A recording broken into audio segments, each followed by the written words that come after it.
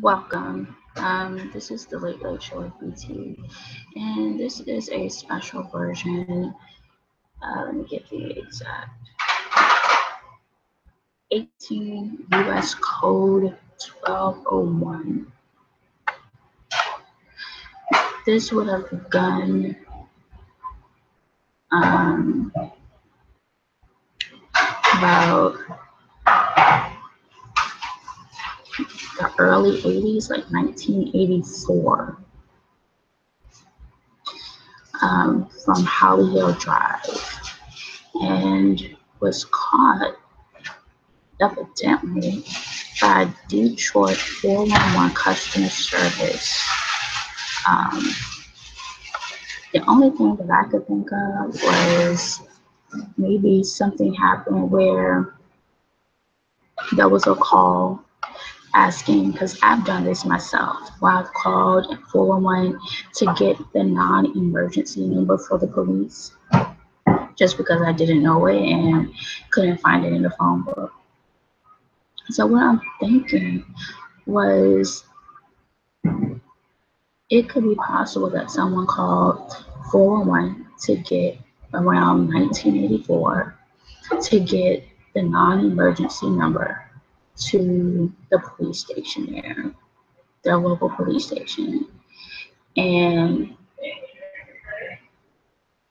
because it wasn't a non-emergency, to track whatever the situation was, because it had to have been something of national importance, the 411 customer service center had to close because of that situation, because it was an emergency. And it was that closure that caught the kidnappers, which brings us all the way to 2017 with 18 U.S. Code 1201. Now, it was posted on Facebook that the situation involved one hostage. Since Thursday, that has gone up to two. I haven't seen this individual since Wednesday, prior to it going back into a two hostage situation. And some could argue that that's allegedly, because it could just still be one, and the one that was reported as the sole hostage prior to this. It might be argued that instead of a hostage, it's an accomplice. Unfortunately, that's not something that I would prefer to support. However,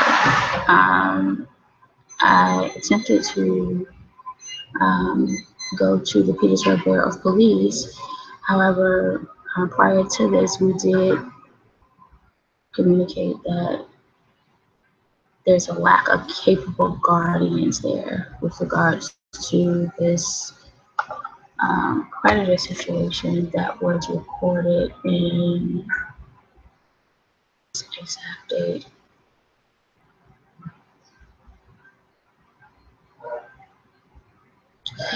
But so I haven't had any type of contact to ensure that she is indeed okay. So this situation was reported in 1987. So 1987, I was around 10. So I guess about 3 years afterwards, they came out with the Predator.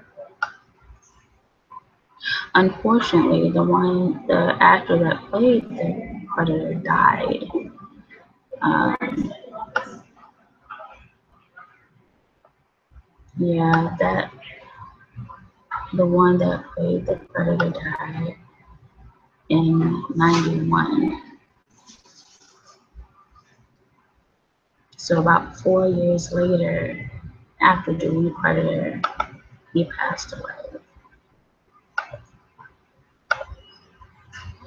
So now it's like we got this Predator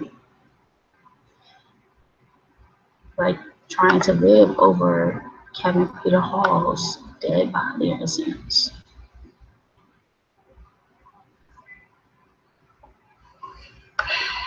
So I had recorded some things. I had a recording when I went to the Petersburg Borough Police, but it's not very loud.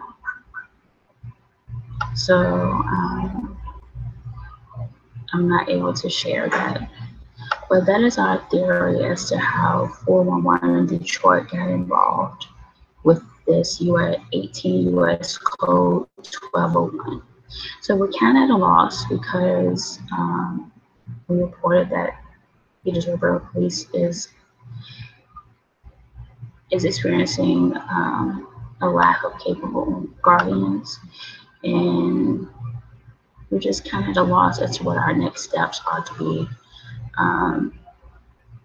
The new hostage is unable to, it seems not able to phone out, can't walk or do things for herself, and it's like this hostage is dependent upon the predator to provide. So we're hoping that this comes to a swift end. It's not long and drawn out like the Vietnam War, but that it comes to a swift and speedy end and resolve. I will continue to update as soon as I can with anything new. But as of right now, October 3rd, 2017, we're just short of 2 days of the Las Vegas mass murder, with regards to this situation.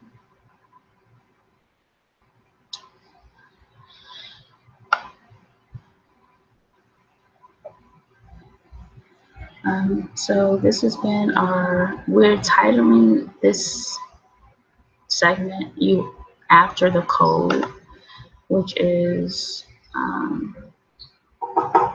one reference I'm showing U.S. Code Title 18, Part 1, Chapter 15, 1201, but then another I'm seeing 18 U.S. Code 1201. So it could be the brief portion or the shortened version of it, but that's what we're titling. We're using the 18 U.S. Code 1201, kidnapping.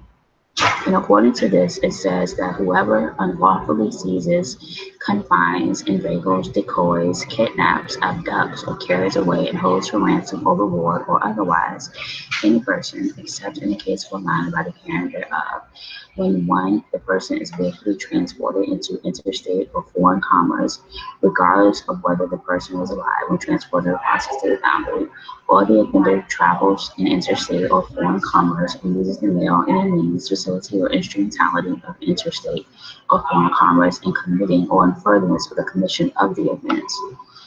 2, any such act against a person is done within the special maritime and territorial jurisdiction of the United States.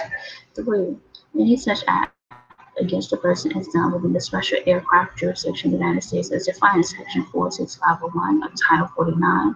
4, the person is a foreign official, an internationally protected person, or an official guest as those terms are defined in Section 1116B of this title, or the person is among those officers and employees described in Section 1114 of this title, and any such act against a person is done while the person is engaged in or on account of the performance of official duties, shall be punished by imprisonment for any term of years or for life, and if the death of any person results, shall be punished by death or life imprisonment. B, with respect to subsection A1 above, the failure to release the victim within 24 hours after he shall have been unlawfully seized, confined, endeavored, decoyed, kidnapped, or taken away, shall create a rebuttal presumption that such person has been transported in interstate or foreign commerce. Notwithstanding the preceding sentence, the fact that the presumption under this section has not yet taken effect does not preclude a federal investigation or possible violation of the section before the 24-hour period has ended. C, if 2 or more persons conspire to violate this section and 1 or more of such persons do any overt act to affect the object of the conspiracy, each shall be punished by imprisonment for any term of years or for life. D, whoever attempts to violate subsection A shall be punished by imprisonment for not more than 20 years. E, if the victim of offense under subsection A is an internationally protected person outside the United States. The United States may exercise jurisdiction over the offense if one, the victim is a representative, officer, employer, agent of the United States; two, an offender is a national of the United States; or three, an offender is afterwards found in the United States. As used in this subsection, the United States includes all areas in the jurisdiction of the United States, including any places or provisions of sections 5 and 7 of this title, and section 46512 of Title 49. For purposes of this subsection, the term national of the United States has been prescribed in Section 101A22 of the Immigration Nationality Act 8 U.S.C. 1101 A22. In the course of enforcement of subsection A4 and any other sections relating to conspiracy or attempt to violate subsection A4, the Attorney General may request assistance from any federal, state, or local agency, including the Army, Navy, and Air Force, any statute, rule, or regulation to the contrary notwithstanding, especially for certain offenses involving children. So then there are special rules for certain offenses involving the children, which I'm not going to include.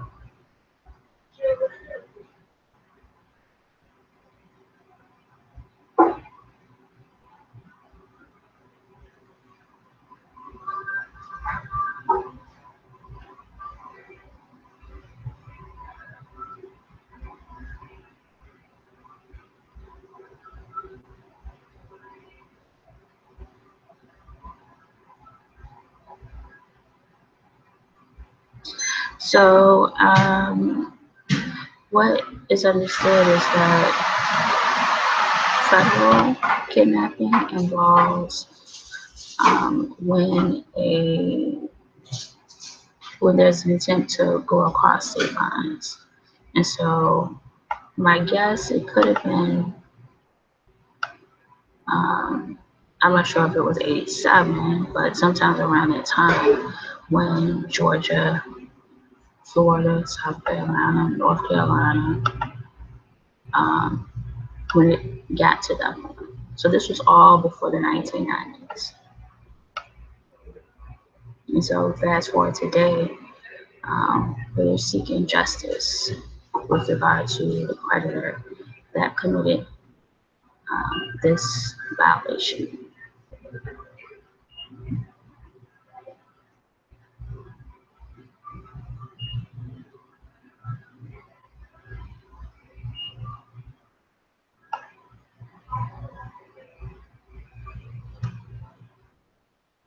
But the only thing is that, let me see, this doesn't specifically go into, it kind of reads as if, like, when it first starts off, when it goes into unlawfully, it says except where there is a subject in the case of minor by the parent thereof. That's when it goes into the part that we did not share.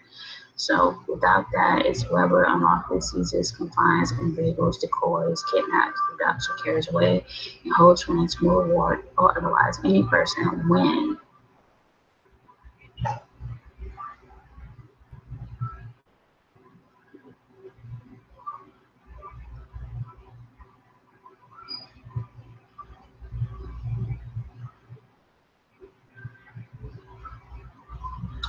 So then it also says that the person has to be released within 24 hours. And if there's 2 or more people, they can get life.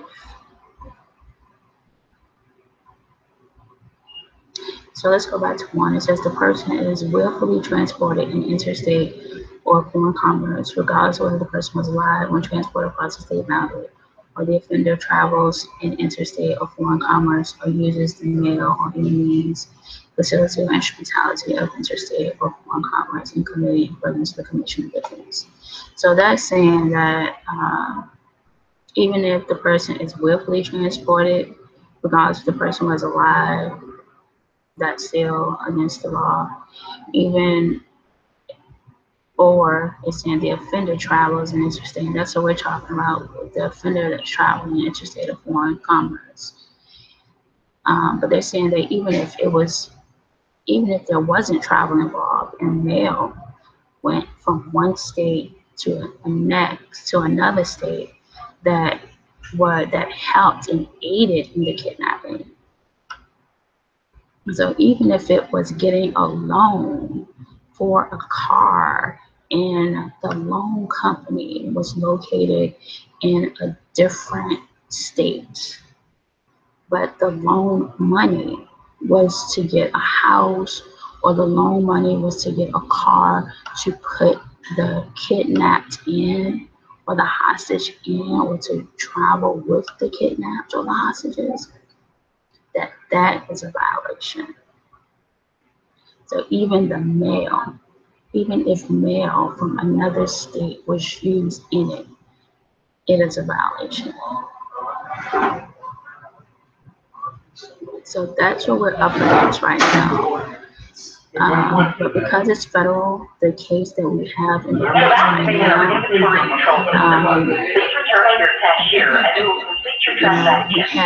included it in our defense, just because this is a federal case, and that's local to the most state. So that's where we're at now, and it's just little old me in this little show that has no listeners, but we still acknowledge and appreciate our connection to the public, and that is what we're walking in, the truth and the knowledge of who we are with the public, and believing that, you know, not even just with God, things can be brought just, but with you, the public. So this has been our little 18 U.S. Code 1201. Bye.